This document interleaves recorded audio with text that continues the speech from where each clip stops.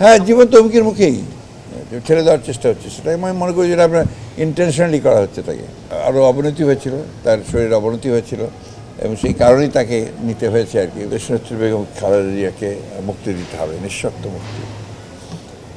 তার প্রতি যে অন্যায় করা হচ্ছে, একটা চরম অন্যায় এবং একটা উদ্দেশ্য প্রণোদিতভাবে রাজনৈতিক প্রতিহিংসার কারণে তাকে এইভাবে আটকে রেখে তাকে মৃত্যুর দিকে ঠেলে দেওয়া হচ্ছে।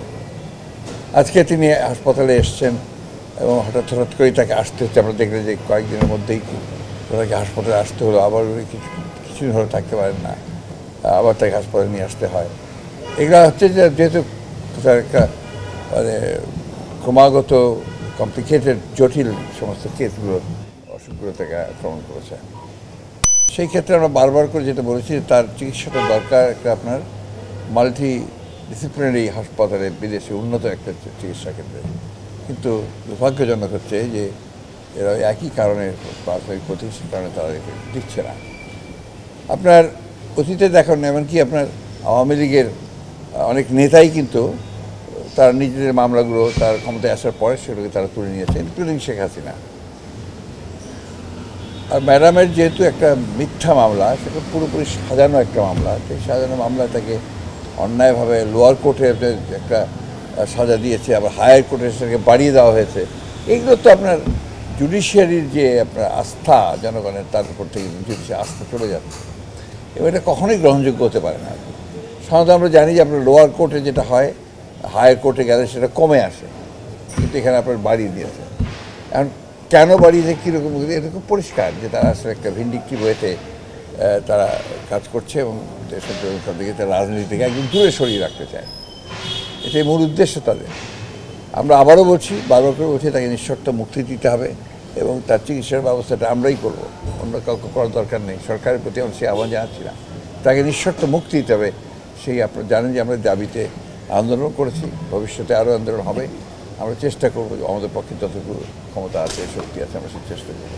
এটা একটা কত অমানবিক একটা সরকার যে তারা এই বিষয়টাকে কোনো মতেই গুরুত্ব দিতে চায় না এবং তারা এমন এমন কথা বলে যে তার তো মানে সঠিক চিকিৎসা, তার সঠিক চিকিৎসা কোনো মতেই হচ্ছে না। কারণ যারা বাইরে থেকে এসেছিল তার চিকিৎসা করতে, তারা পর্যন্ত বলেছে যে শি নিডস আপনার সার্জারি আউটসাইড দ্য কান্ট্রি, যেখানে মাল্টিডিসিপ্লিনারি ট্রিটমেন্টটা হয় আর কি।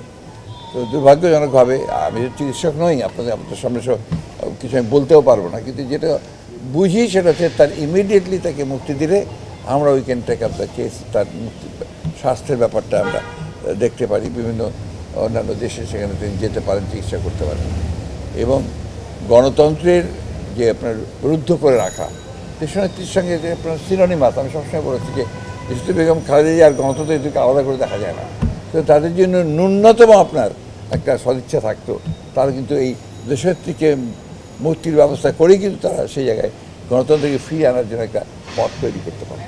শান্তিপূর্ণ আপনার গণতান্ত্রিক আন্দোলনে বিশ্বাস করি আমরা, কখনোই আপনার অগণতান্ত্রিক বা নিয়মের বাইরে গিয়ে আপনার কোনো কিছু করতে চাই না। কিন্তু সরকারের দায়িত্ব, যেটা আমি মনে করি, যে থেকে সাড়া দিয়ে সরকার ইমিডিয়েটলি তার মুক্তির ব্যবস্থা করা প্রয়োজন। উনি এখন অত্যন্ত অসুস্থ এবং সেইভাবে ওনার চিকিৎসা নিচ্ছেন ওরা। আপনারা আমাদের ওনার যে চিকিৎসকরা আছে তাদের সঙ্গে যোগাযোগ করে তারা আপনাকে ভালো বলতে পারবে।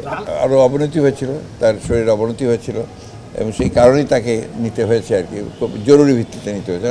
বোঝেন, রাত 4টায় তাকে অ্যাম্বুলেন্সে করে যেতে হয়েছে। তো যেখানে উনি বারবারই আসছেন সুন্দরভাবে, কিন্তু যেতে হচ্ছে আবার তাকে অ্যাম্বুলেন্সে।